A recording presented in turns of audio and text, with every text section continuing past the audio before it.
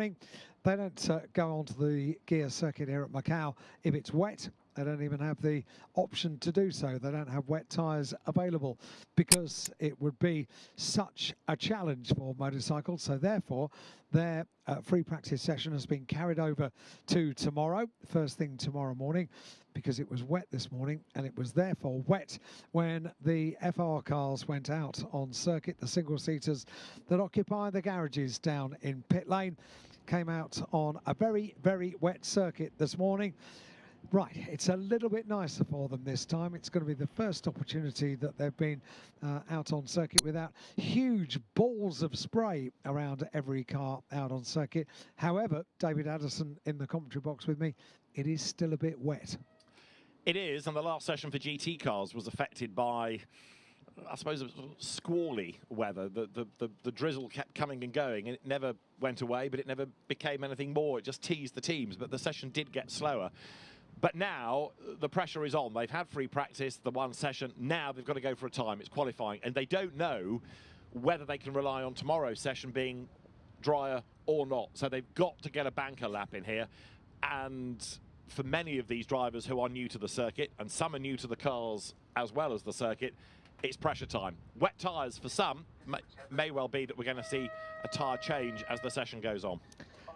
This is remarkable, isn't it? It is a combined qualifying that they have over two qualifying sessions, the end of today and the end of tomorrow. But we don't know what the conditions are going to be. As you say, tomorrow it's going to be potentially a changeable day. It was changeable yesterday. It was wet, and then it was dry, and it was wet. That's the way it's been today. Okay, wetter today than it was yesterday. We don't know what's going to happen tomorrow. And this is the first competition that we've had on circuit this weekend, and it is also the first time that they've been out on a dry circuit. So 40 minutes, what's going to happen? You reckon this is dry? I mean, it's dry-ish, drier, certainly, yeah. But wet tyres, and that surprises me because I wouldn't have thought it was wet enough for wets, but it's probably peace of mind that they're after, at least for a couple of quick laps, before they think about slicks. Wet track declared, so yeah. Every time we've had a session today, it has been declared wet conditions. But that puts the onus on the teams to make the tyre choice. It is probably worth an exploratory lap on the wets. Yeah. And once the bulk of the field do it, then everybody kind of follows suit. Had somebody gone for slicks, you might find that the catalyst in that direction, and it will come, I'm sure. And also, if we're going to have no rain for the next 40 minutes, what better way to help dry out the circuit than wet tyres? True enough. So if it stays as it is with no further rain, later in the session, certainly you can anticipate pit stops to go on to a set of slick tyres. So the best time that we had this morning was Oliver Goethe, who was absolutely mighty to be 2 seconds quicker than Freddie Slater. Alex Dunn was third, Noah Leon was fourth. One driver that found the wall rather substantially was James Wharton, the Australian driver. A legacy of his accident is that his car, which comes out of the ART Grand Prix operation, that's had an engine change. Has it? Okay. And there is Tuukka Taponen, who was the FR Middle East champion back at the start of the year.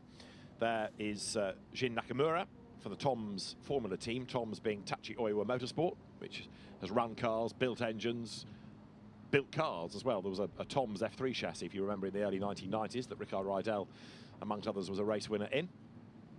Good creative crash helmet design for Nakamura. That's the man that was quickest this morning then, Oliver Goethe, the Red Bull Junior, with the Rothko legend on the side, the company of his father. And Oliver Goethe good to go, as also there is Rikuta Kobayashi, who was in the barriers quite early on in the earlier session. So Kobayashi needs a bit of mileage out of this qualifying session, as well as a decent lap time. With the raw carbon look on that car, yeah. It looks mean and stealth, doesn't it? All these cars are the same. They're all Tatius F3T 318 chassis. They've got 2-litre Renault engines. They've got 4 sets of Pirelli slicks, so they don't want to be wasting a set on a damp road, you could argue. They want to use them when it's totally dry. But we're in business. Qualifying 1 for the FR World Cup. The Macau Grand Prix is underway. There's a whole queue of cars ready to go. We're in business. This, for the first time, for the 71st running of the Macau Grand Prix, is a qualifying session and it is absolutely essential now to keep it off the wall. Competition starts right here. It's been free practice all the way up until this, and this is the only competitive session that we have today. The first of the qualifying sessions, 40 minutes around the gear circuit here at Macau. And, well, let's just have a look as we follow them round. How much of the circuit is dry, how much is wet, and how much is really wet, because it's a long circuit, this, and it goes up, it goes down, and it twists around the hills around Macau. So potentially, as we look down there, it looks to be pretty damp heading up San Francisco Hill. They then head up towards Maternity, and the twisting nature of the circuit, the walls either side, the barriers either side, this is where it gets really rather tight. And as we watch the quickest car from this morning, Oliver Goethe, the #1 car, threading its way, leading the rest of the field around. I wonder what the feedback's going to be from the drivers as they've reached around about half distance around the lap, as to whether it's going to be a compromise, whatever, isn't it? Yep. But is it going to be a wet tyre? Is it going to be a dry tyre? Or can we have an intermediate, please? That's what they'd like. Yeah, because that's where the track surface is right now. Yeah, but I think the reason they're not bailing for slicks now is that you're going to spoil a set drying the road with them. Yeah. It's not necessarily a case of having to wait for them to come up to temperature. The road isn't dry enough, and by the time it is, you'll have taken so much life out of them that it's not worth it. So you might as well waste the wets, because as you've made the point, if we're going to have the two races, which are the important bits, on a dry track surface, let's waste these wets. We're stuck with them. Let's have slick tyres for the racing. Yeah, but only when it's a bone dry, dead set, bone dry circuit. This isn't, so let's not waste them. And these wet tyres, if everyone worked together and said, OK, let's spend the first 20 minutes, dry the circuit, keep the wet tyres on, and then we'll have competition over the final 20 minutes. It won't happen. No. But it'd be great if it did. It would indeed. You can see a bit of weaving going on to get some warmth into the tyres. The interesting thing will be who and when is the first one to blink and go for slicks to roll the dice. But we're not there yet. Certainly not, but we're moving up the pace now, aren't we? So 2:41 is the benchmark time. Now, granted, the first session of the day was quite a long time ago, and it was on a wet road that was drying, wasn't it? Big balls of spray for the majority of it. Yeah, that's true. So it's much, much drier already. So we should be on immediately for quicker lap times. What we might also be seeing are drivers going to the wetter parts of the circuit to keep these wets alive. Keep the tyres as cool and as long life as they can, Because eventually you're going to want the slicks. Trouble is, and they're all going to face this, if you look at the circuit now, should you get to the point where you are on a push lap and you need to overtake, overtaking is offline, offline is wet. Wet, not good for your slicks. Just having a look at the grandstand as well, gives us a barometer of whether we've got a sprinkling of rain at the moment. I don't think so, but it's certainly very windy, and I'm sure that there are parts of the circuit that these cars, these FR cars, are going to be affected by this wind. Yeah, you'd like to think that it's the faster, more open parts of the circuit down from the start line to Lisboa, where it might be more of an issue, because this is the slower section anyway, the twistier mountain part of the circuit. However, right now, Oliver Goethe presses on, and he will be the first driver really to offer us up. Oh dear, big damage already sustained there by Liu Rui-Chi, and the PHM racing car brings out the red flag. Yeah, Liu Rui-Chi's car is unfortunately deranged at the fronts, and therefore it won't take a moment to lift that car, get it out the way. That's going to be purple crane that's going to be brought into action. That's a pretty big piece of kit as well. Understeers out wide, loses the back, and kaboom. Doesn't take much there, does it? And it's pretty wet there as well. Yeah. Pretty damp on that run through Lisboa. But again, the line he was on was going to be wetter, because it's not where you want to be. So no one's tried that. Yeah. So once he was wrong, it was always going to end badly, I think. So big shame for Liu Rui-Chi, who in the free practice session earlier on was 20th out of the 27. We have 27, although only 26 did a time. Kai Darianani not being able to do a lap this morning. So the crane... I mean, I hate to go on about this, but look at the reach on that crane. It's really impressive. It is. What we need first, though, is permission for the marshal to go trackside to attach Part A to Part B. So, awaiting instruction. Already the flatbed recovery vehicle is in place, so once the car is lifted and swung over the barrier, it can be on its way back to the paddock and we can get things quickly back underway. And because this is qualifying, the clock, as you can see, stops. So they're not losing any track time out of this. And also, of course, the road is drying. The longer the session lasts, the drier the road will be. Even if it's only the ambient temperature helping to evaporate some of the water, it's all helping. I have to wiggle the car just to get the nose out because they do get pointed straight into that tyre barrier down there.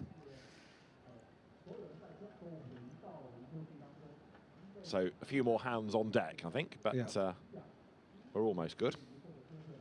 And then it's up and away. So it doesn't take long from the last car arriving in the pit lane to get things back underway.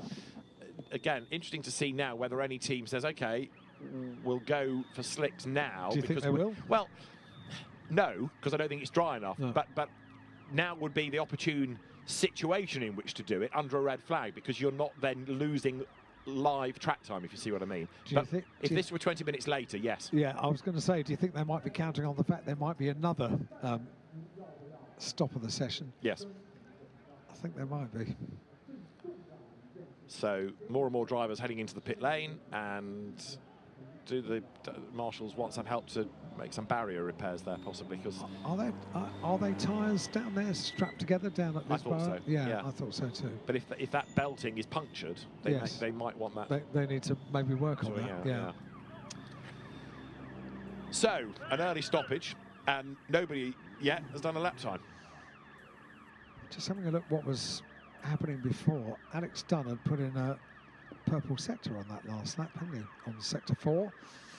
Alex Dunn, who was very impressive last year, his first appearance at the Macau Grand Prix in different cars. This the first year we've had the FR cars competing. We've had F4 cars for a few years here competing for the Macau Grand Prix, and we've had Formula 3 cars, FIA Formula 3 cars, and FR cars this year, which is very much in the spirit. We were saying it this morning, weren't we? The spirit of the Macau Grand Prix for many, many years, to have champions from various championships around the world all coming here to compete, almost like who is the king of the king. Exactly. Yeah, like a shootout at the end of the season. And Alex Dunn, as you say, a talented young driver. He was the runner-up last year in GB3. British F4 champion 2 years ago. Tough season this year in FIA Formula 3. 14th in the championship. And there you look at the wet tyre that adorns number 16, James Wharton's car, complete with its new engine. James did a couple of races in GB3 this year, Australian karting champion, UAE Formula 4 champion, and was second in the FR Europe Championship this year with 4 wins. So he's one of the favourites, I would think, for this weekend. Right, track is clear, and the session is going to be underway in about a minute and a half, just over. So we're almost ready to go back into business. As you see, Tuukka Taponen, who lots of people are tipping for a win this weekend, but he didn't really get a chance to sparkle in free practice. He was 5th in that, but Taponen was the FR Middle East champion back at the start of the season, 5 times a winner, and 3rd behind James Wharton in the FR Europe Championship. Same number of wins as Wharton, 4, but was 3rd in the championship. And Taponen, a member of the Ferrari Driver Academy. 1 or 2 more that you can see, including their Kanato Lee for ART Grand Prix. A few of them are having little tweaks to set up down in pit lane, maybe a little tweak on the front wing or something like it, but I think we should soon be getting this session back underway with 35 minutes and 33 seconds left to run. Didn't get much done during that, did we? No, nobody's done a lap time yet. No. So Lure Chi, the one that, I'm afraid, spoilt the party. Next one there you can see is Jin Nakamura, another of the Tom's Formula drivers. And Nakamura staying on his wets, getting ready for the resumption of the session. On some Super GT this last season as well. There is Rikuta Kobayashi. I haven't seen anyone changed. No. All on wets. No. Japanese F4 champion last year, Kobayashi, and in the Super Formula Lights as teammate to his teammate here, in fact, Jin Nakamura. So they've been together all season and are together here as well. Green flag, Alan. Here we go then. Down pit lane they go. They are pretty much, let's have a look at just as they leave pit lane. If anybody happens to be on a tyre other than a wet tyre, which I doubt very much that they will be, but you know what? Maybe it is a lot wetter out there than maybe we give it credit from looking on the television screen, because everybody leaves pit lane on a wet tyre. Don't think it's raining out there at the moment, is it? It is raining. Okay. So word coming back that it is still raining, so yeah, we're not going to see a change of tyre, are we? No, not yet. Depends how serious this rain is, but for the moment everyone is happy to be on a wet tyre. Right, so we're back in business, and really the session starts here, doesn't it? Because nothing had been achieved hitherto, so now we reset and go again. So if they're going to start wet tyres throughout the duration of today, and it is dry tomorrow, then today's qualifying session is going to count for very, very little. However, it could be a lot wetter tomorrow than it is now. It could be like we had first thing this morning, which was very, very wet, big balls of spray. We wouldn't have been able to see two cars in that shot this morning. No, right. And that's why that is such a costly error from Liu Rei-Chi, because he might well have needed a banker lap, and hasn't he got that?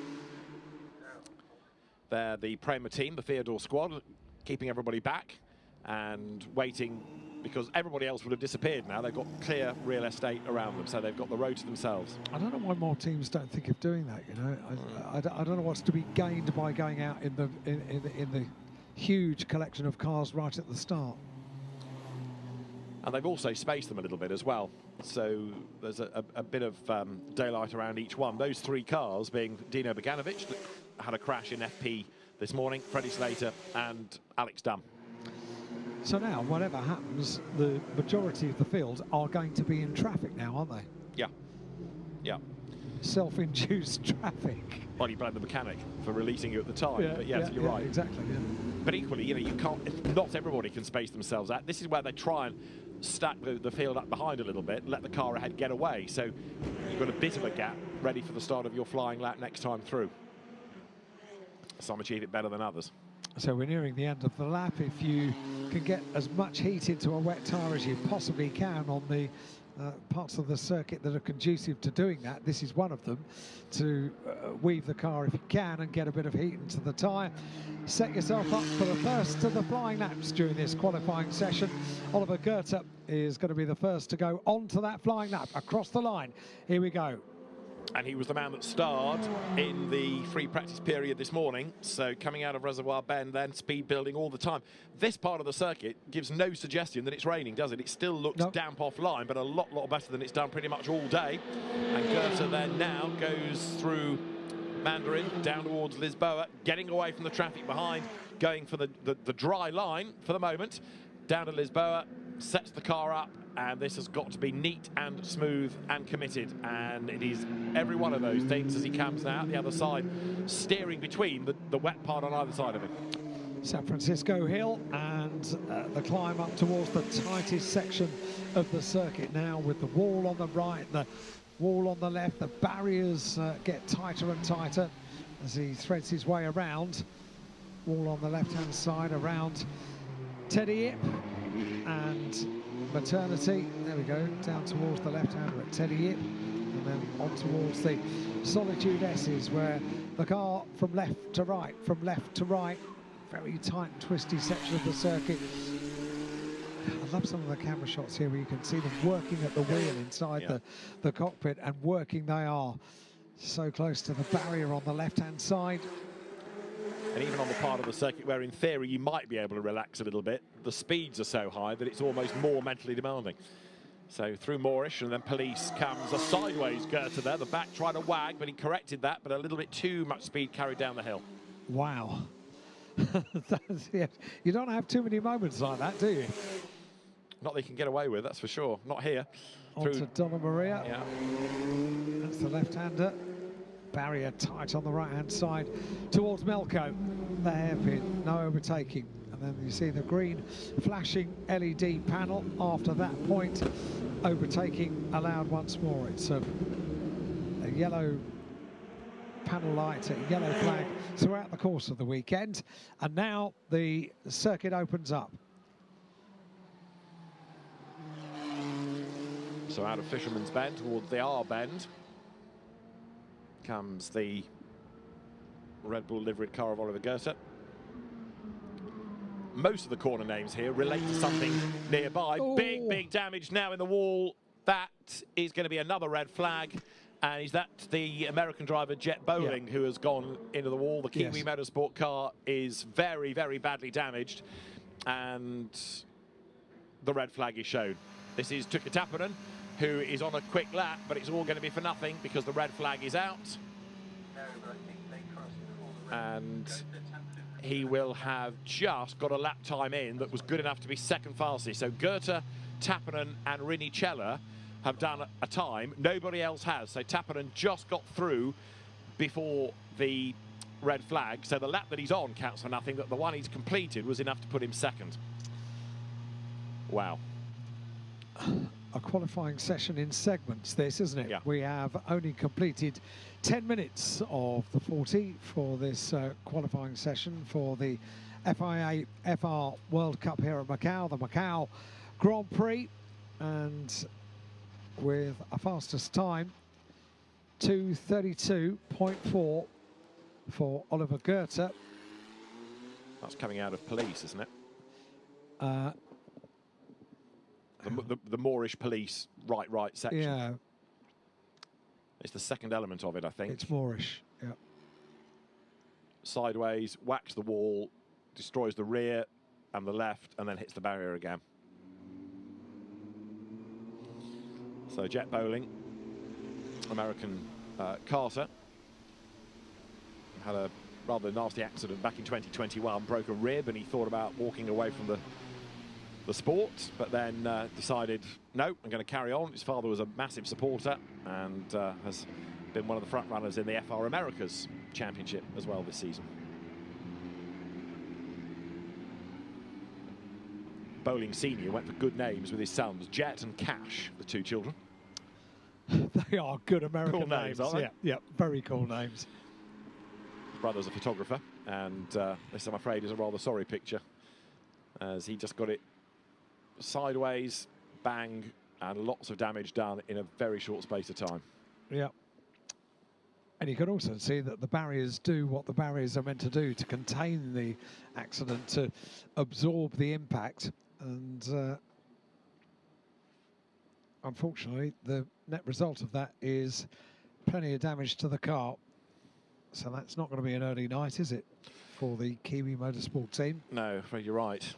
So that car with a lot of damage, and the American driver new to the circuit, of course.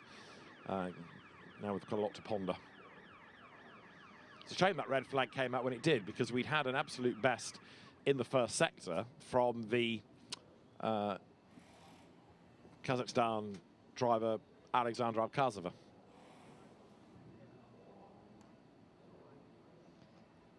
But the lap was taken away on the basis that the red flag came out, and therefore he couldn't get to the end of it. Seeing more tweaking to front wings as well. I keep looking at this strapping on the where the roof would be on the grandstand. See how windy it is. Yeah. Well, the flags above the pit lane are getting ever more blown around. So lots of marshals on the scene, and it's to get rid of all the debris, which is scattered over quite a radius now. So Jet Bowling is out of the car, walks away. Medical team will make sure he's all right, and the larger parts of an FR car put behind the barrier. One thing you have got to do for the Macau weekend, order plenty of spares. Quite right. And as we have a look at the cars, even time for a bit of a wipe there in pit lane. Is that with a specific reason for the number 14 car? I think just to make sure that there's nothing that might get sucked into the side pods when it's at speed. Because the street circuit will have all sorts of bits and bobs lying around that you don't want to get drawn into anywhere that could do any mechanical damage. So for Niall's car that was just being checked over.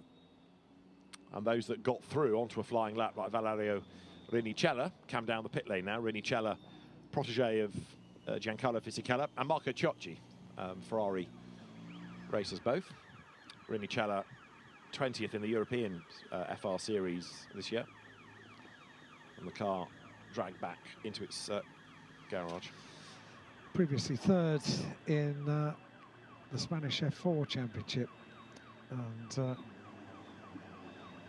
it used to be said about Formula 3, probably 20 years ago, that it was a 2-year assault, that you had to sort of find your feet in the first year and then maybe have an attack for the title in the second year. F4 seems to be that way as well, doesn't it, these days? And drivers that stay in F4 for maybe 1 year and then move on to something like these FR championships that appear around the world, then maybe it's the 2-year assault on these titles. But if you can do it in 1 year, it illustrates your ability, doesn't it? Oh yes, and very much so. From the next rung up, it's like the holy grail to find somebody that can jump through the ranks. And occasionally they happen. Think Kimi Räikkönen, Formula Renault to Formula 1. Which was an astonishing step at the time, wasn't it? UK Formula Renault. That's right. And people said, oh, he shouldn't be doing that. And then he became a world champion, which rather proved that he did have the ability. And that year, he was also doing national service. That's right. Yeah. So there was a weekend, was there not, at Donington, where I chatted to him in the pit lane. I think you were there as well. And he said, yeah, this morning I was just doing a bit of square bashing or whatever it was they were doing in the morning, and catch a flight and then get in the Formula Renault car, put it on pole and set yourself up for the weekend. I had it in my mind that he started 1 year of Britain and then had to bail for the national service and came back the year after, and that's when he mocked up. Is that what happened? I think it was something like that. Yeah. Anyway, he rather proved the point of how good he is. There you can see Evan Gilter, French driver for ART Grand Prix, and like many, yet to do a lap time. Number 6 is Tuukka Taponen, the R-Ace GP entry. And Taponen, who has come effectively into FR this season after a good pedigree in F4 and the Formula Academy Finland prior to that. He's part of the Ferrari Driver Academy. Number 18 is Kanato Lee, Japanese driver under a British license, and somebody that we've seen racing in British F4 in the last few seasons. Another of the Red Bull drivers, Enzo Deligny, born in Shanghai.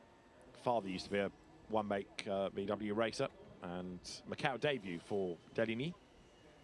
Jin Nakamura, one of the two quick Tom's Japanese representatives, and everybody's still happy to be on the wet tyre. So as the road dries a touch, and certainly he's getting clearer of debris, there Uga Chukwu, the very tall American McLaren development driver, McLaren Junior, 11th in FR in Europe this year. Third in British F4 the previous year. And you're right to say, a tall driver. Don't know how he quite fits in the tub of this car, because he's incredibly tall. Yeah. And there is the only palindromic driver on the grid, Noel Leon, who was here last year and is pretty rapid. So still no restart time being confirmed as Sota Ogawa gets ready to go. So the car of the American driver, Jet Bowling, being retrieved. Murray Boyer now wheels off. Now, is that for a setup adjustment? I think it is, because the wets are by the side of the car. They've not got slicks by the side of the car. So I think that's for an adjustment more than anything to do with tyres. And in fact, there, spots of rain back on the camera. I was going to say, the security man that's standing in front of us with a poncho and takes his hood on and off has just put the hood back up. Oh. So that is our barometer. Yep, hood's going up and umbrellas being very tightly hung on to. So it's blowy, it's wet, it's Macau. It's well, no, that's unfair. I've never known it like this. No. I have never ever known it like this. But there is a windy season for sure here at Macau, but it's not normally the time of year that coincides with the Grand Prix. You just see the trees over there. It's really very blustery. Dino Beganovic having a little adjustment, but that car good to go, as also is Thiago Rodriguez there, another of the Evans GP entries, Mitch Evans' team, the Formula E star. And Thiago Rodriguez, who was the Chinese F4 champion last year, so he was here 12 months ago in the first weekend in the Formula 4 event that we had, as was this man, Freddie Slater, who was impressive then and continues to impress. 16 years of age is Freddie. Quite incredible what these young drivers do. What's the quickest car you'd like to drive around the gear circuit here at Macau? What's the what, sorry? What's the quickest car you'd like to drive around the circuit? Yeah. I'll be very happy in a little road sport. So would I, yeah. Very happy. And they're 16 years old and competing in a powerful single-seater around the streets of Macau. That's incredibly impressive. Alex Dunn was incredibly impressive last year, 18 years old. He is the qualified 6th last year, 2nd in the qualification race, and then crashed out of the final, unfortunately. You talk about 16-year-olds and racing at Macau and being impressive. It's the only time they can legally drive on the road. It's a very good point. Or a road, yeah. It's a very good point, well made, yeah. Rashid Daheri for the PHM racing team. Teammate Matteo De Paolo behind him. There is Alexander Abkhazova for Santaloc, which is normally thought of as a GT team, Sebastian Chatai's team, but has expanded through French F4 and then Spanish F4 into FR racing. There for Pro Racing, number 26, that is Matteo De Paolo. And still, I'm afraid, no news as to a resumption time. But the road is getting much wetter. There's not much argument now. It's proper raining. You're right. Right, so there is the car free of the wall. Took a little bit of dislodging, I think, that. And now that it's gone, just the last few bits and pieces can be swept up or kicked out of the way. And then we'll be in business. And just to make sure that the all the track furniture is in place. Now they've got that car extricated. I think they seem to be reasonably happy that they have done. So that's good news as the track workers make their way back to post. Just that little bit of debris which will be taken care of, no doubt. But this is good news. Yeah. So we've only had 10 minutes of this session. It feels like longer. Yes, it does. Yes. And we are into the last minute of stoppage time, so we're going to get back underway at 15:55 local, and it's just now 45 seconds away from that, so we're almost good to go again. So what we've been saying about the importance of qualifying and the need to get a banker lap because you don't know what's going to happen tomorrow, they didn't listen to us. That's 2 red flags. No, I know. And at the start of this session, it was quicker than it's going to be, I think, for the rest of the session. The rain coming down now. It's getting wetter again. It was at its driest right at the start. So, well, let's see what's going to happen. Let's have a look at the weather forecast as well for tomorrow, but not until the morning. So, 10 seconds to go. Those lights are ready to blink to green and get the resumption of the session underway with once more that mad scramble to get out there. And we'll see which of the savvy teams which are learning, and we'll be prepared to lag back. There's not much lagging there, look. Oliver Gerster, I think, is going to go out a little bit later, but his teammates have fled.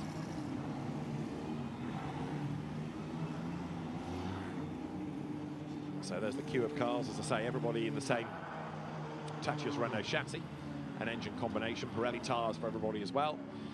The only variable, therefore, in this session is down to tyre choice, but I think we've had so much rain, forget slips. We've got the spray bag. Yeah, it's wet enough now to be wet all the way to the end. Oh dear, oh dear, oh dear. Yep, so those early session quick lap times, they may well count to be extremely important in qualifying over the course of today and tomorrow. Oliver Goethe's time, a 2:32.482. And I reckon now with these balls of spray, it looks a lot more like when we saw the cars out on circuit first thing this morning. So, if the track surface now is as wet as it is, what we're looking at is the battle to be fourth fastest, because they're not going to be able to threaten the 3 times that were done on a dry-ish road. And already we've got people in trouble. Already. Up the escape road down at Lisboa has their gone 55, which is Rotaro Sato, son of Takuma Sato. But yeah, the road is wetter, therefore we're looking at times that are going to be slower than they were before the red flag, and we only got 3 of those in. So Goethe, Tappanen and Rinicella have timed it right by being able to be at the front of the queue and get a lap time in. So Sato will try to rejoin, and we'll see how close to those earlier times we can actually get. What that also proves, not that they necessarily would have known it, Alan, is that Prema's trick of lagging back for clear track space went against them, because they weren't able to get the lap in before the red flag. It totally did. Yeah, you're right, you're right, you're right. Well, you have to take, as a team, you have to take a decision, you have to take a choice. It's a roll of a dice. Sometimes it may pay off, and sometimes it definitely doesn't. And now they've gone out with everybody else, but stuck in traffic. So, which is the lesser of the evils. Yeah, what Prema, in fairness, did not know was that there was going to be a stoppage in quite the way that it came about. However, you can never count on anything at Macau. No, you can have the best plan, the best strategy, and somebody else can kick it into the long grass for you. You're right. Anything can happen at Macau. This is the very slow run to the Melco hairpin, where not only is it slow because it's a tight corner, but people are slowing down so that the car ahead can sort of escape up the road, and then you speed up and try and get a bit of a gap so you don't get into traffic. So it's difficult. It's so difficult. We've got 3 times that have been set, and the rest of them have yet to set a time. And we were saying this morning in free practice, what can be achieved by being on the circuit the way it is? A lot was achieved this morning because we've now got the same conditions this afternoon in qualifying as we had first thing. Right, I'm intrigued to see how close we get to those lap times, but it's a proper wet road again, I'm afraid to say. It is. Not that it looks wet consistently all the way around. It's certainly quite wet where we are at the start and finish line. Macau being one of the few places where the start and finish line are the same thing. It's quite often you have a different place for a start line compared to the timing line. Anyway, that's another rabbit hole not to go down. Number 3 you're looking at then, pressing on, that being the third of the MP Motorsport entries for Matteo Colnaghi. Did Oliver Goethe go out? No, Goethe and Tappanen are still sitting in the pit lane. I would not be surprised if they stayed there, because they've nothing to achieve. Why would they go out? Absolutely. Absolutely nothing to be achieved, and potentially a lot to be lost. Yeah, I mean, on the one hand, you could argue they're going to get mileage and track experience. Well, Goethe doesn't need it because he's been here before. Tappanen hasn't, okay. But if he's confident enough to be able to do that lap time, don't think he necessarily needs to drive around and admire the scenery, does he? Pop the kettle on and watch the telly for the next half an hour.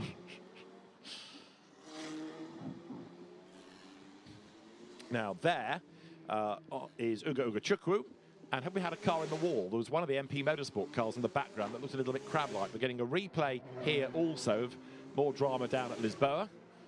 And Kai Darianani going straight on up the escape road and very nearly tangling Evan Gilter with him. Darianani was the first casualty of the day up the escape road, right at the very start of free practice, and never got a lap time in that session. And the British driver is in further strife. Yeah, that car has been in the wall, hasn't it? Look, it is crab-like, and it's been tweaked at the back. Now, is that Rinicello or is that Colnaghi? I think it is Colnaghi's car.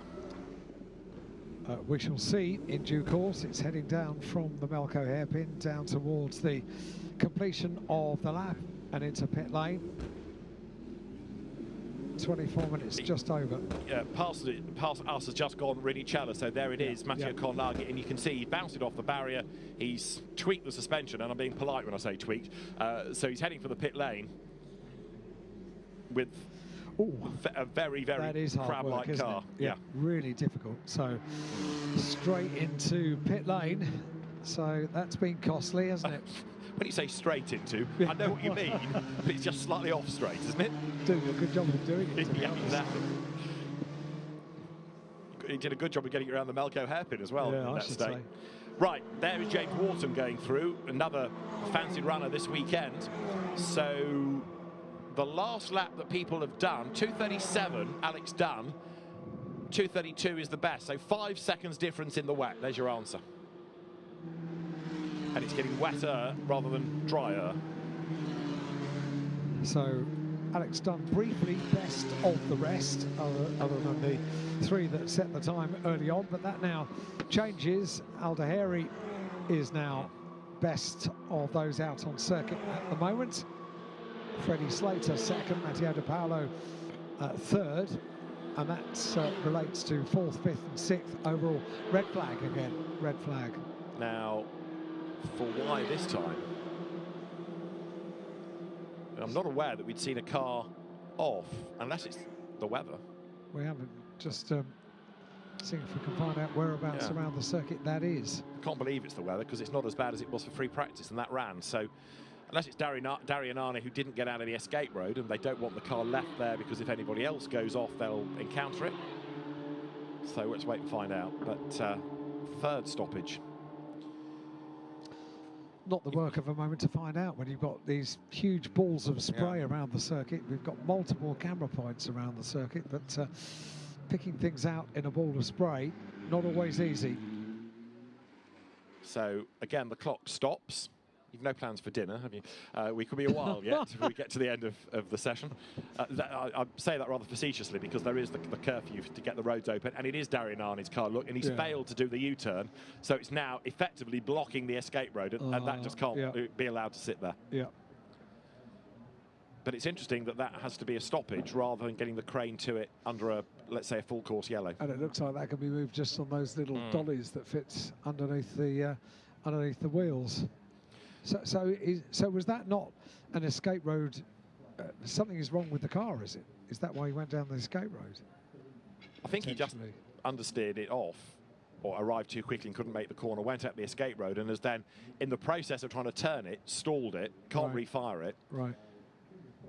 You can't leave it where it was on the escape road, it's got to be moved. But these days, the FIA's governing regulations for the sport say that if you're going to have marshals trackside, it's either got to be under a safety car or a red flag. Yeah. You can't have it during a live session. So you have to stop it. Marshals quickly get the incident sorted out, and you go again. Rui Marquez is the race director for the Macau Grand Prix, the FR World Cup this weekend, before he takes over next weekend in Las Vegas, the Formula One race director's role, which was announced yesterday, a couple of days ago. So a big surprise, but bravo, well done Rui Marquez, very experienced race official. So everybody comes back down the pit lane. I've started tally marks for the first time today. Oh. Red flags. Right, so we're up to three. Yeah.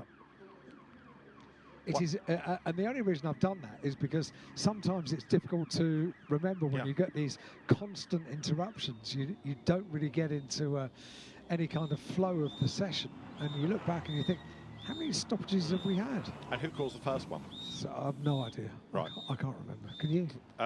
Yes. I can't remember how to pronounce his name, but Lu Rei Chi is the answer. Oh, well done. Yeah. You're right. Thank you. So it says here. The session suspended again. Some of the cars, when they get to the pit lane, are being taken to the scrutineering area. Others released to the teams. So there is Valerio Rinicella, still third fastest. Comes down the pit road. And what have we got left? 23 minutes, effectively, in a very, very bitty session. Yeah, very difficult. No flow. What you want to do is to get a few laps in, so you can do it in whatever conditions, just so you can get into some kind of a groove and get into some kind of a flow. But they're not able to do that, and it's very difficult. I know the weather has got quite a lot to say about that, but the one session that we've gone through without any interruption at all has been the one for the real AMs, the earlier road sport session. And there is another road sport session to come, which has been cleverly put at the end of the day because they've got headlights. It has, and we are losing light, aren't we? It's getting darker and darker, and it's been pretty dark and gloomy all day, but darkness descends, nighttime darkness descends over this area of the world quite quickly, and by 6 o'clock it's pretty much ready to go, which is great news for all the hotels and casinos, because Macau at nighttime lights up like nowhere else in the world. Yeah, I'm still surprised that one year they can't persuade Macau as an entity that what you need is just one day where we'll open the roads a bit later, because a night race around here with all the casinos lit up would look pretty awesome. Wouldn't it just? I mean, yes. Wouldn't it just? The Macau Grand Prix puts Macau on the map globally, fine. And what you see is fascinating, and it gives you a taste of Macau. But what we see at night is a different place altogether when it's all lit up. It really is. I get a huge amount of joy taking people around for the first time at night time. I did it with you. I've done it with Chris, who is the circuit commentator. I've done it with Stephen, one of our journalists, here for the first time this weekend.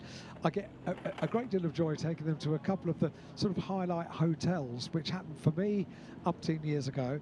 And you take them there and you just see the wonderment. Yes, this is a hotel lobby, correct?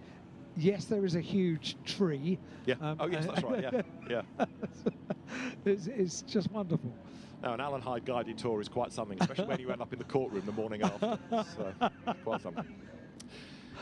So everybody back into the pit lane, and we are about 10 seconds away, because it was an easy move once the marshals were allowed trackside. So the green flag is going to be waved now. For a remaining just under 23 minutes of this qualifying session, the first qualifying session of the weekend for the 2024 Macau Grand Prix, the 21st Macau Grand Prix here. Under wet conditions all day today. We've had one or two sessions that were drying, but predominantly wet sessions today. And this is not going to be nice, is it? That view from the cockpit, the ball of spray that you'll be driving just behind, not very nice indeed. I've just been reminded by Dutch journalist René de Boer that there is actually a night race every night, and it's between the taxis and the local traffic. So there is one. Yeah. Right, we're back in business then. Still a wet, slippery surface, and forget banker laps, because everyone has thrown caution to the wind here. And they're going to have another push, but the rain is still falling, the umbrellas are still up, and let's see how far we can go now before somebody else oversteps their limit. And the balls of spray are even more evident now after that last stoppage. So, yep, you're quite right. The circuit is getting wetter and wetter and wetter. And with Goethe and Tappanen, of course, remaining in pit lane, well, those times are not going to be got anywhere near in the conditions now. Another one stops. It's going to be down at Lisboa, isn't it? Up the escape road, and he would have gone straight on, and has not kept the engine running by the look of it. Needs to try and spin turn the car. Please get going, please get going.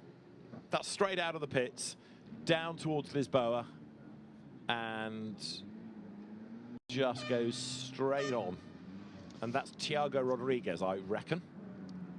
I think Mauro Engel would get quite a few participants if he ran a masterclass in how to get out of the escape road at Lisboa. Yes, because he'd had to do the spin turn earlier on, and he did it supremely well. Yeah.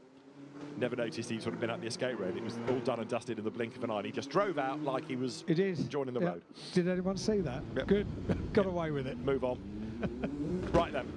Green flag, green light still on, so the session remains live despite that car being up the escape road. Oliver Gerter and Tuka Tappanen have still not ventured back out, so they didn't need to waste their time in the last bit that never was.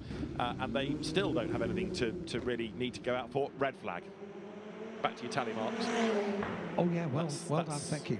4. That's 4. 4. And it's purely because the car's gone in the escape road and has stalled. Can't get going. But the good news in all of this is we're almost halfway through. So there's only been 4 red flags in the first 20 minutes. You're looking for the positive in that as well. Yeah. So am I. Yeah. Okay. It's not great, is it? Oh dear. Unless you tell me that it means there are fewer cars for the next part and the next part and the next part. It means the second half is going to be without interruption. Right, It's going to be fine. So Thiago Rodriguez triggers the stoppage, and the car will be moved out of harm's way. And the rather bedraggled marshals help that car further and further and further up the escape road, so it's not going to be in striking distance. So it's not going to take too long to get that car to a place of safety, which means we can get the qualifying session, qualifying 1, back underway. 20 minutes and 17 seconds of this session yet to go, as they're getting used to this now, aren't they? This is the drill. Bring it back, get it stopped, get it into place, and then count down for the resumption. I'm not sure this is going to take too long.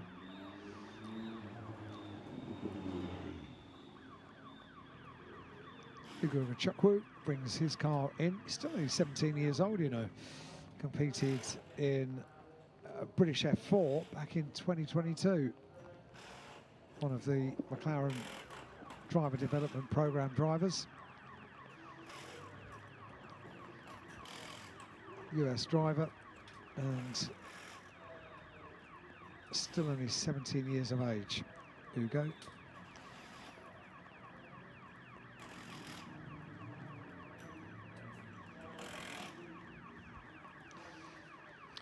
So the umbrellas, the rain continues to come down. Actually, heavier rain than we've seen for a long time. And I think even when the session does go live, you might find fewer takers. Only because, as we are increasingly seeing, risk versus reward now is getting to the point that you know pretty much everybody, I think, has done a time that is able to do. Yes. You're not going to be able to improve over what you've done because it's wetter. No. Yep. There is kind of no point now. Yeah. Would just be a large risk, wouldn't it? Yeah. The only benefit is mileage. Yes. Learning about the circuit, but you've got to be doing that at sort of 7/10 of pace to be absolutely sure that you're not going to put it anywhere near a barrier. So there is the car that was tweaked early on, Mattia Colnaghi. So they were able to sort out the damage and get him back out and running, which is quite impressive. So Colnaghi pushed back the Richard Mille watch backed car. There also returning to the team is James Wharton, the ART Grand Prix entrant. And again, it shouldn't take too long to get the session back live. So we've got 19 drivers that have done a lap time. We know that Lou, Bowling, Darinani and Rodriguez are not going to be able to do because they've been in the wars, but there are still a number of drivers that have not done a lap time because the red flags have scuppered their chances of doing a flying lap. Just over a minute until we get the session back underway. It's just coming up to 16:15 local time, 4:15 local time, and 16:16. So 1 minute's time is when we get the session back underway. So Kobayashi, Sato, Kolnagi and Lee are the ones that need a lap. They haven't got anything to their names. In the case of Kolnagi, because he pitted because of damage. In the case of the others, because their laps have always been scuppered by a red flag. So those four need to be on the circuit, if nobody else. And we just saw that the weather does not dampen the spirits of the spectators, eagerly awaiting the resumption of this session. So just about half of the session yet to go. It's all going to run beautifully now for the second half of the session. There'll be no stoppages. I'm holding you to this. Yeah, that's absolutely fine. And then we'll have a mighty Macau road sports session at the end of this. True enough. Right. They were superb earlier. Oh, they were? They were superb. Yeah. So 5 seconds before the green lights go on. And, I mean, that was a little bit undercooked, you've got to say, by Rodriguez to trigger that on your out lap. Not even a proper pace lap. That last red flag. But here we go again.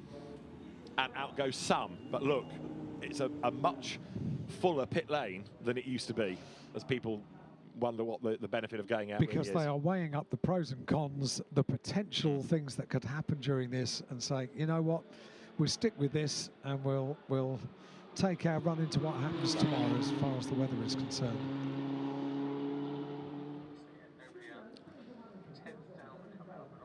So the drivers that have ventured out are from 10th and back, and not all of those either. No, Leon 13th hasn't gone out. I think he's banking on the fact that he knows the circuit will be able to improve tomorrow. So it's a horrible track surface now. You tiptoe your way around. Really nasty, yeah. Yeah. See. So power boating his way around. This is a driver that doesn't have a lap at all. Mathieu Kolnagi needs a lap time out of this, so let's see how he fares. He is pushing because he wants to get a bit of temperature into the tyres. And there's another one at Lisboa up the escape road. That is Abkazova, but he thankfully got it moving again. So up the escape road, as he was doing twice in free practice, Alexander Abkazova, Kazakhstani driver. But he's still moving, that's good. Rain continues to fall ever so heavily, and Mathieu Kolnagi then threading his way, not even to a time, but to the start of the flying lap, and finding all the puddles at the same time. So unpleasant. I mean, really so unpleasant. And just look how close the barriers are. The wall on the outside, on the inside, the barrier. This is just not very nice, and a repeat of what just happened there with Abkazova going straight down the escape road at Lisboa. It's been a busy road, that. Yeah. But he kept the engine running and booted it and kept the engine running after the spin turn, so he got it moving and was able to rejoin the road. So there you've got Kolnagi ahead of the French driver Enzo Deligny. The two of them making their way up towards the start of a flying lap. Deligny for our ace, and for MP Motorsport it's Kolnagi. And bear in mind, Kolnagi did some damage to the suspension early on. They've done an amazing job of getting that car back out. Those red flag stoppages helped a little bit to buy them some time. Tiptoes out of Malco hairpin. And with fewer cars on track at the minute, there should be fewer opportunities for drama. Well, we hope so. Yeah. That's the theory. Tell you what, the fans are being remarkably stoic about this, because nobody has budged. Nobody has headed for the shelter. They've all stayed to watch the cars, and even though they're wet of the mermaid's flannels right now. They've all stayed. As soon as they see themselves on the big screen, as usual, big waves. Yeah, it's true. Hang on, I'll just put my umbrella in the other hand so I can wave. Talking of big waves, that's what you get as the cars come through the water. Kolnagi over the timing line, right, onto a flying lap. He survived the out lap. Now he's got to do it all over again, and now get a time. So let's see what he can do. Mathieu Kolnagi then accelerating down towards Mandarin, and the runner-up in the Spanish F4 Championship this year, graduating to an FR chassis. So new car to him, new circuit, and the worst weather conditions you can imagine. Welcome. Yes. And by the way, it's not always like this. No. Sometimes it's drier and faster. So welcome aboard. Down towards Lisboa he comes. This is increasingly the first pinch point of the lap, but he's okay there. Sideways, but he's okay. Through Lisboa, bit of a wiggle on the run up towards San Francisco Hill. Oh, that, much more than a bit of a wiggle there. Goodness me. This is such a test, isn't it? Oh, he's as safe as houses. He'll be right. Trust me. Through Teddy, through maternity, and the Solitude S's, and Matteo Colnaghi having an awful lot to adapt to. New track, new car, new team, really challenging conditions, and needs a lap time out of this. Even if it's not mega, he just needs a lap. The drivers take their better time out of today and tomorrow's session for their grid position, and Colnaghi needs a time. Was there a car stranded there that he's just gone past, did I see, or was that something else that was by the side of the road? I didn't see that. Okay, might be my eyes. It's been a long day. Colnaghi has survived, what, 2/3 of the lap? Yeah. Still quite a bit to go. Here is where we had Bowling in the barriers early on, and a sideways Colnaghi just about survives that as he heads up the hill now through Moorish. And then the road starts to open up a little bit up towards Donna Maria, goes over those white lines which mark out car parking spaces during the week, but equally you don't want to touch those in the wet. Painted wet markings on a track, bad news, and he has to steer clear of more of them coming down to Macau hairpin here. Slipperiest surface known to man. Yeah, a race circuit with rain and painted markings to be avoided at all costs. Right, down towards the end of the lap now.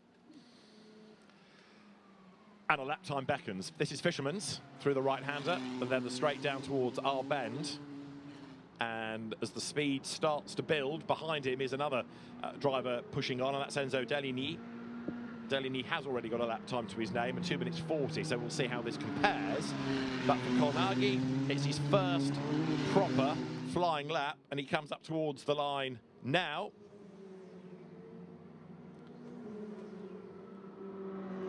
And a 2:52 for Colnaghi, and that will put him 20th.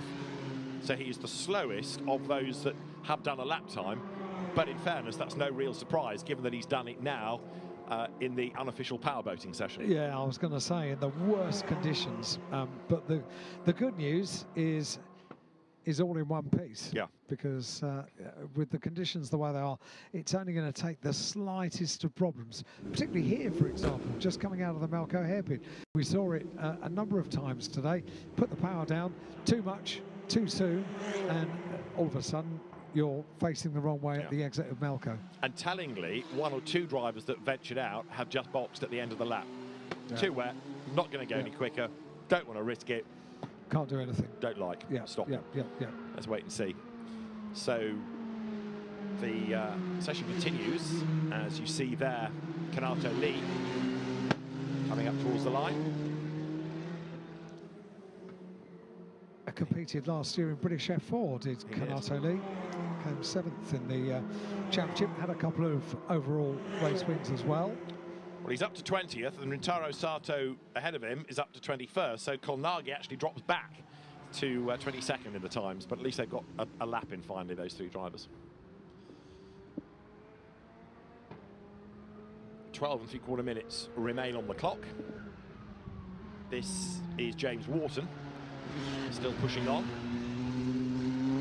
finding quite a bit of water on the outside of the road coming out of our bend up towards the line. Goes through. If you're wondering why the car looks as it does, grey on one side and red with a sponsor on the other, it's because of an accident that he sustained in the practice session this morning. Did quite a lot of damage to that car. He dragged it around the rest of the lap as best he could, but it did do quite a lot of damage. And big aquaplaning moment as he finds a huge puddle there on the way down towards Mandarin, and that's not going to help your confidence on the way to a really fast right-hander where you need to be oh so committed. This is taking such commitment for drivers that have such inexperience around the gear circuit here at Macau. It's just astonishing, really. Macau hairpin, in contrast, still lies there, ready to catch people out, but with still 11 3/4 minutes of the session to go, there are drivers trying to improve their times. And Sato improving 3 personal bests across the sectors. So it is possible to shuffle the order, even if we're never going to get a shuffle to the top 3 times that were done in drier conditions. But there is something to fight for lower down. But we've only got a handful of cars really circulating at the moment, including Ugo Kachukwu, who's gone back out. Here is Sato then, up towards the line, and a 2:47.6 the lap time. So an improvement, 3 improvements, bookended by slower sectors. But Sato then, 20th, finds a bit of pace out of the car on that last lap. So Oliver Goethe remaining the fastest, as he was in free practice. But a very, very difficult qualifying session, not only in terms of the weather, but in terms of what he's going to do to the grid. It might do nothing at all if tomorrow is drier, but if it is drier and people have to commit, we might end up in a similar situation of lots of interruptions. Umbrellas are up, and it's beginning to brighten up as well. Yeah. It's a most peculiar afternoon, isn't it? It is, yeah. Now the next one to keep an eye on here is Jin Nakamura, who is 18th at the moment and heads up towards the beam, goes through now, and a 2:52.4, not an improvement, stays 18th then, Nakamura.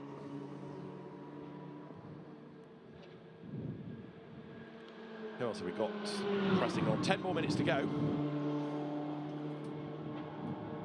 And as the drivers start to get into a rhythm, there's a little bit more confidence, maybe. Yeah, I know the track is horrible and wet and nasty and it's ready to catch you out, but drivers being perhaps able to push just that little bit harder now. Past that big grandstand on the approach to Lisboa, and there, heading up towards Donna Maria once again, is Mathieu Colnaghi. Gets to the top of the hill, goes left, car swings through, and FR machinery competing in Macau for the first time, but continuing this long, long tradition of Macau Grand Prix, and from Formula Atlantic to Formula 3, a couple of years or so of F4, and then FR starting a new chapter in the event's history. You can see where they are cutting through the water at certain parts of the circuit, and I just wonder whether it might have eased, if not stopped raining, it might have eased ahead of us. I think it's easing right off because, as we were saying just a couple of minutes ago, it looks a little bit brighter. Our own little barometer, the security man with the poncho on, has taken his hood off, so that's a good sign. It's the damage has been done to the track, hasn't it? These huge plumes of spray. The only good thing is that with so few cars on the circuit, you can kind of pitch it so you're not running in the spray of somebody else. True. And you can try and do as much as you can to pick your own lines. So that's the one advantage that we have, but it's horrible. It's really not very nice. So Oliver Goethe watching all of this, as are now all of the drivers in the top 7. Cooper Webster, we've not really touched on yet. He got up to 8th, and he's gone back out for a look. And Murray Boyer, who is 11th, has gone out for a look as well. But as we keep making the point, they're not going to improve their lap times. How important was that lap that we talked about of Oliver Goethe's right at the start of this session? Yeah. Absolutely vital. Indeed, and the same for Tappanen and Renicello behind, because they were the 3 that got through before the red flag came out.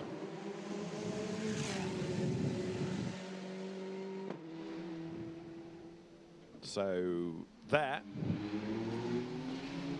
a run up towards eternity, and another big slide as the back wags. Who was that? 55. So that's the car of Ritaro Sato. Just about survived that. That could have been a lot worse, couldn't it? Absolutely, absolutely. Sato 21st at the moment.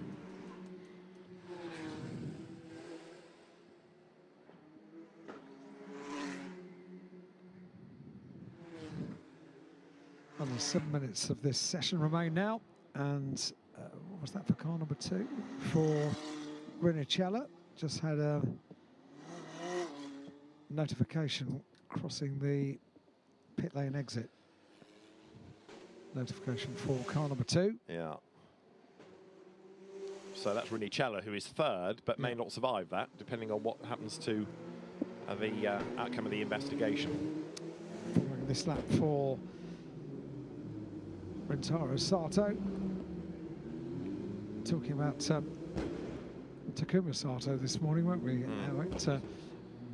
Oh dear, this is not good news. So it's Kobayashi. Yeah, Kobayashi's car.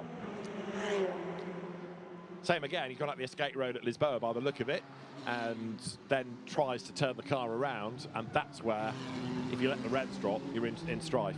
And once the car is stalled, it does not instantly like restarting. And with 6 minutes to go, if that stops it, I think that will stop it for good. I think you're probably right. Because there's barely any point going back out. We'll see. We'll see. It would be 3 minutes for an out lap. And anyway, we'll wait and see what transpires. That was a correction. Yeah. It wasn't car number 2, but car number 5. Enzo Deligny, crossing the white line at pit exit. It's a correction. Yeah, okay. And there is Kobayashi trying to get going. So Rikuta Kobayashi stranded up the escape road. And he's done what Kai Darianani did. He's ended up getting the car at 90 degrees to the road. And that makes it even more dangerous there, because if anybody else goes straight on, the road is virtually blocked. An escape road is there for safety. And if it's blocked by a car, it ain't safe, is it? And there he is. Gets it wrong, coming into the corner, and goes up the escape road rather than try and make the corner and hit the barrier, then needs to turn it around, and this is where it all goes south on him. That's been the busiest road all day today, hasn't it? The escape road at Lisboa. Better that they do that than, unfortunately, hit the barrier down there at Lisboa, but it has been a bit problematic during this session for the FR World Cup. Murray Boyer, who had gone out for a look, has come back into the pit lane as well, as we see Kanato Lee pressing on also, going up through San Francisco. And 4 minutes remain for Oliver Goethe.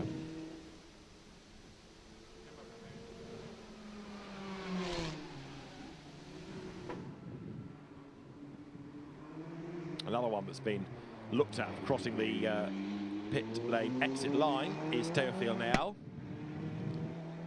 Some race directors will tell you, treat that white line as a barrier. You wouldn't drive into a barrier, don't drive into the white line. And it's there to demark the cars leaving the pits at a slower speed from those on a flying lap at full racing speed. I've seen a bit of that today, haven't we? Quite a few sort of investigations. Red flag. Yeah, okay.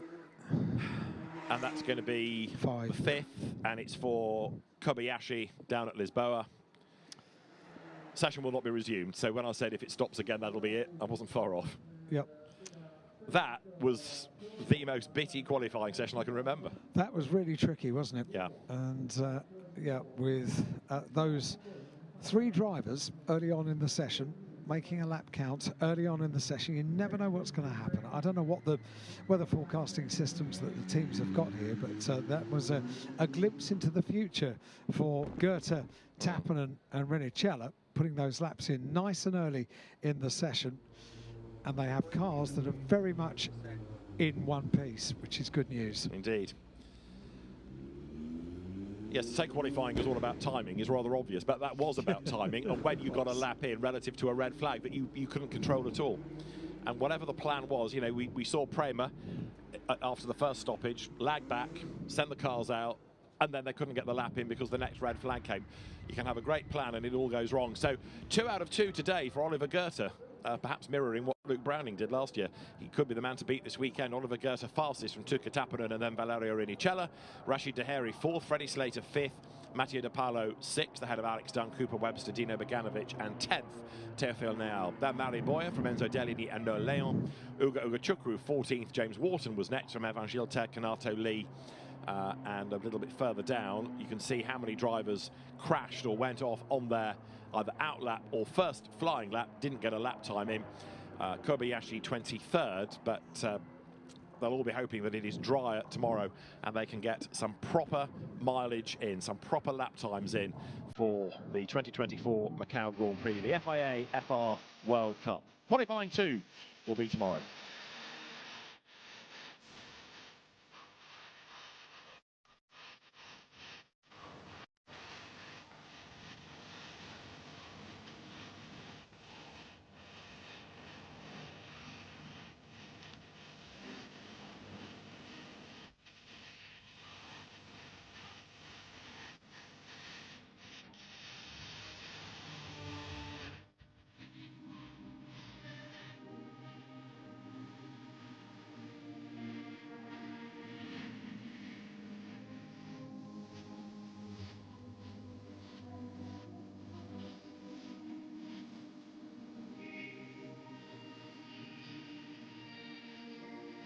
So Oliver Gerser ends day one of the Macau Grand Prix as the man to beat, fastest in free practice and in a much interrupted qualifying session. And they'll all be hoping for much drier conditions tomorrow here in Macau.